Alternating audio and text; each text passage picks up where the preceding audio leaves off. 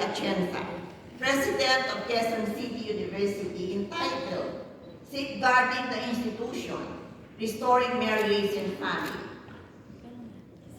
The paper offers an insightful exploration into the dynamics of family and marriage, particularly in the context of modern societal changes. The strength of their ideas lies in its multi-dimensional approach, interweaving film analysis, religious teachings, and social science research. Atienza's use of the film and of the spear as a metaphorical lens to view the erosion of traditional family values is both innovative and effective. It allows her to connect emotionally with the audience while setting a foundation for the more complex arguments that follow. A notable aspect of Atienza's presentation is the comprehensive coverage of the challenges facing contemporary family structures. She adeptly highlights the impact of globalization, modernization, and changing social norms on traditional family and marriage concepts. This approach is strengthened by her reference to Browning's research, which provides empirical support to her arguments.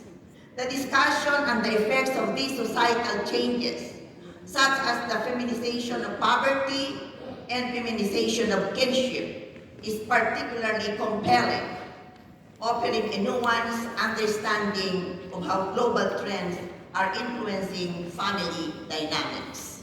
The presentation's exploration of marriage and family as institutions is another of its strengths. Atienza delves into the theological and ethical dimensions of these institutions, providing a well-rounded perspective that integrates spiritual, moral, and practical considerations. The emphasis on marriage as a covenant and not merely a legal contract adds depth to the discourse, highlighting the sanctity and complexity of marital relationships. Additionally, her perspective on the roles and responsibilities within a family marked by mutual respect and equality is both enlightening and progressive. Finally, Atienza's presentation excels in its holistic examination of the institution of marriage and the family unit. By effectively integrating elements from theology, sociology, and personal narrative, she presents a compelling argument for the restoration and safeguarding of these fundamental societal units. The presentation is not only informative, but also serves as a call to action, encouraging individuals and societies to reevaluate and reaffirm their commitment to these vital institutions. The integration of diverse perspectives and the depth of analysis make this presentation of Dr. Atienza a significant contribution to the discourse on marriage and family in the modern context.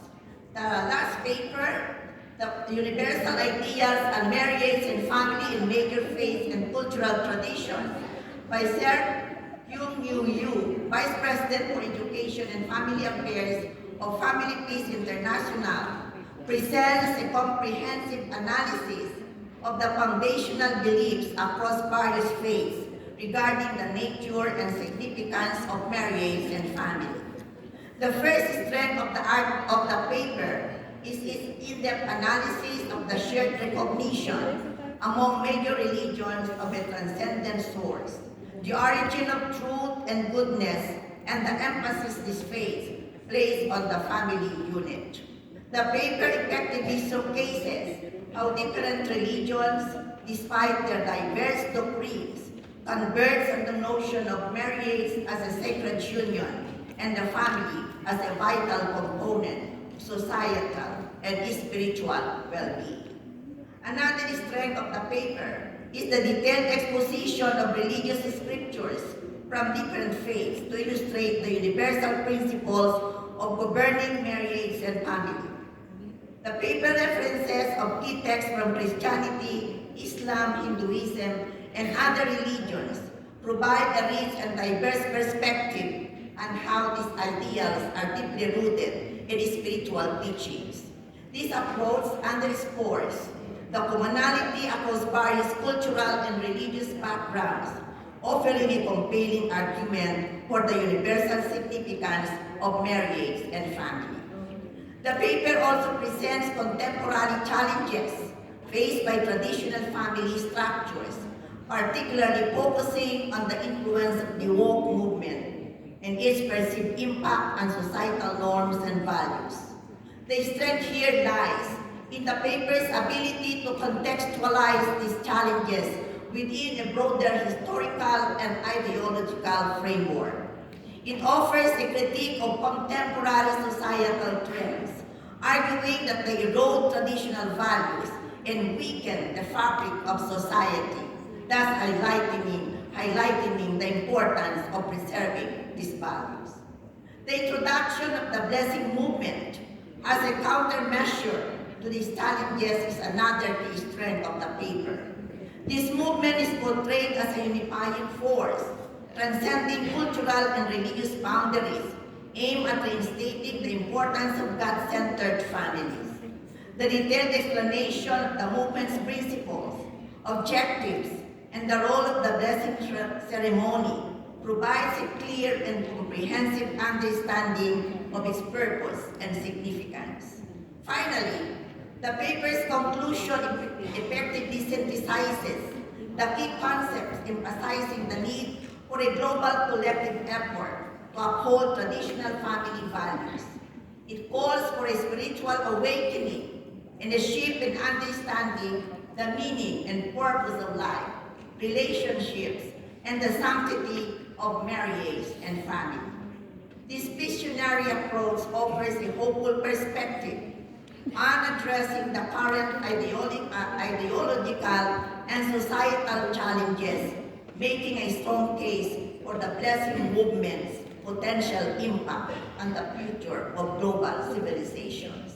Therefore, the paper provides a thought-provoking and in-depth examination of the traditional values surrounding marriage and family across various faiths, in highlighting the challenges posed by modern ideologies and proposing a global movement to counter these trends and reinforce traditional values. Thus, these three papers make us rethink and or evaluate contemporary views and perceptions about marriage, gender, and family, where a spirit of extreme liberalism and culture of moral experimentations are becoming norms. The papers drive us to interrogate the value system that is anchored on the fleeting and dynamic moral standards of the internet technology. Instead of easily being swayed by the tide of the contemporary time, it is important to tether ourselves with the eternal, universal, and timeless morality that the divine espouses in various articulations in the Bible and other sacred texts. The time might be challenging as ever, but if all of us collectively face the seemingly unsurmountable obstacle squarely with graces, we can possibly guide these generations toward a world that glorifies the divine. Thank you.